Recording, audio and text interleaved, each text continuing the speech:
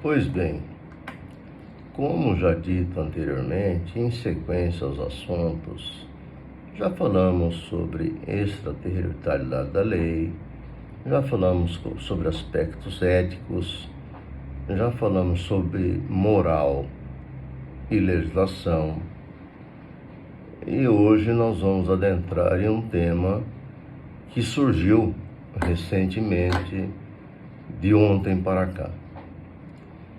Trata-se de medida imposta pelo ministro Alexandre de Moraes a duas pessoas públicas.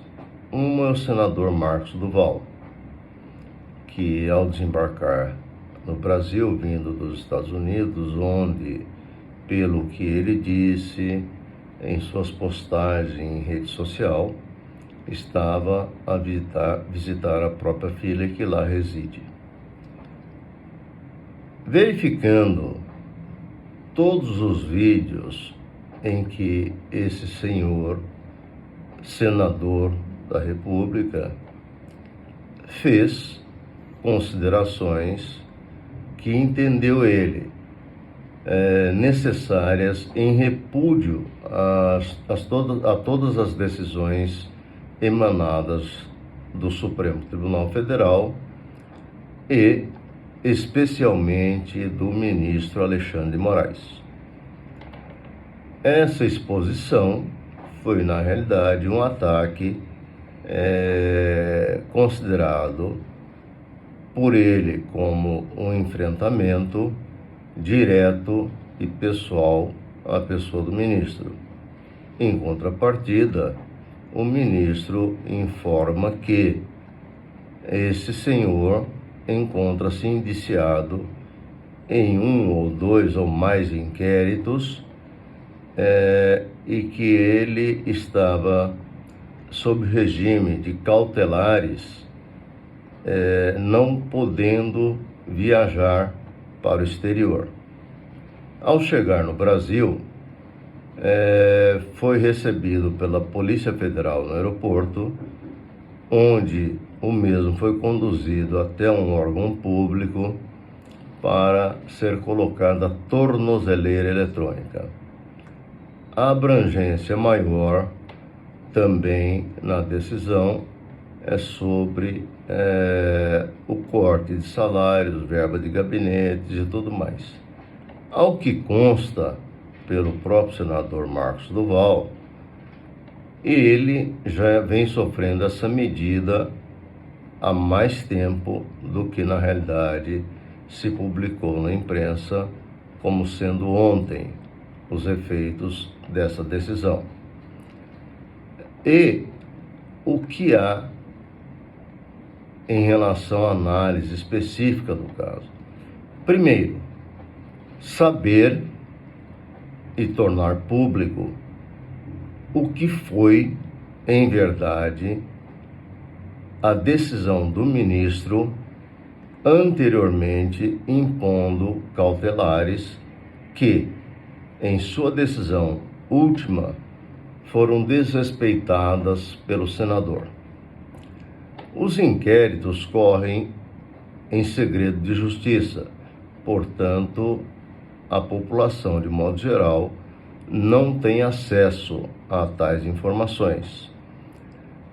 Circula-se também pela imprensa informações de que advogados estão sendo desrespeitados em suas prerrogativas, onde também não têm acesso a inquéritos, processos, sendo eles parcial somente e não na sua integralidade.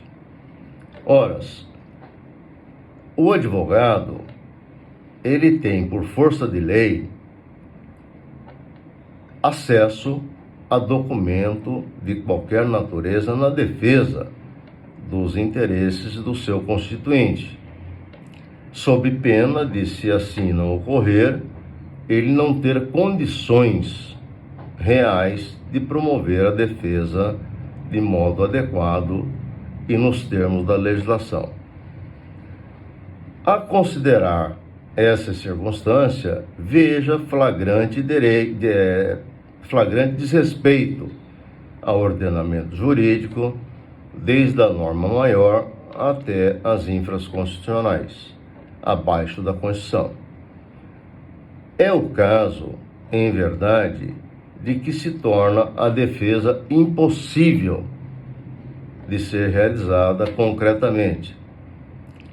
Há de se considerar também a veracidade dessas informações, porque um magistrado, ele tem o dever de cumprir a lei em todos os seus termos. A toga, ela não pode pesar sobre o ombro daquele que julga. Ao contrário, ela tem que ser leve, para que a consciência fique tranquila do dever cumprido em respeito à lei e o lançamento da justiça para o equilíbrio social, sendo pêndulo norteador desse equilíbrio de todas as pessoas, de forma harmônica e respeitável. A segunda, trata-se de uma situação também ontem ocorrida, onde o ex-presidente Bolsonaro foi para uma circunstância mais gravosa das medidas anteriormente impostas contra ele, que seria o recolhimento noturno e finais de semana, podendo exercer suas atividades no decorrer do dia.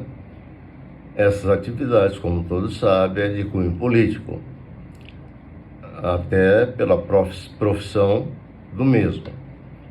Entendeu o ministro que, por participar de forma indireta por telefone com o seu filho e com o senhor Nicolas Ferreira, ambos parlamentares, das manifestações ocorridas em São Paulo, Minas Gerais e outros municípios e estados desta nação, onde a decisão fez pesar o desrespeito à circunstância imposta anteriormente, onde não poderia ser veiculado qualquer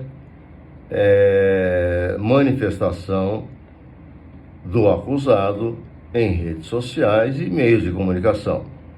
Contudo, torna-se difícil de entender porque, quando houve o aclaramento da decisão solicitado pela banca jurídica que defende o ex-presidente, o senhor ministro fez consignar que não havia proibição para dar entrevistas. O que há, em verdade, é que não poderia ser essa entrevista de natureza pessoal, política e, em qualquer outra circunstância, ser veiculada por redes sociais, emissoras de televisão e tudo mais. Ora, se há autorização, ou ao menos ausência de proibição de que entrevistas sejam dadas, por certo devemos compreender que a sua veiculação também é livre. E a situação, ela se agrava quando, no entendimento do ministro, quem deve ser punido é a figura do acusado Jair Messias Bolsonaro, não restando responsabilidade de qualquer natureza para os veículos de comunicação sobre a divulgação do que fora ou seria dito por essa pessoa. Então, a compreensão foge à lógica do raciocínio jurídico dentro da hermenêutica jurídica. O que é hermenêutica? É a forma de interpretação da lei dentro dos parâmetros admitidos pela própria Constituição. de modo que não há que se falar em proibição de divulgação, uma vez que está autorizada a entrevista. Então, a meu sentir, uma decisão injusta, no mínimo. Adentraremos com pormenores posteriormente.